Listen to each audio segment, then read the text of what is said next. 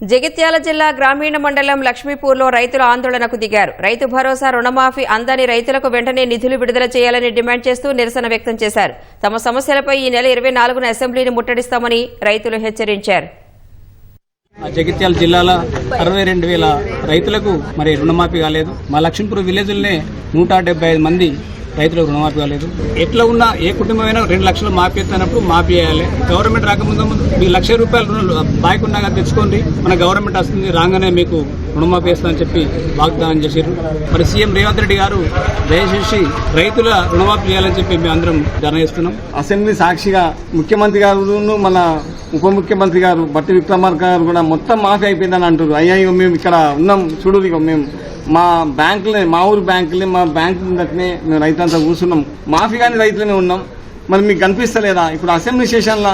మరి మీరు అన్న మాటలే నిలుపుకోమంటున్నాం.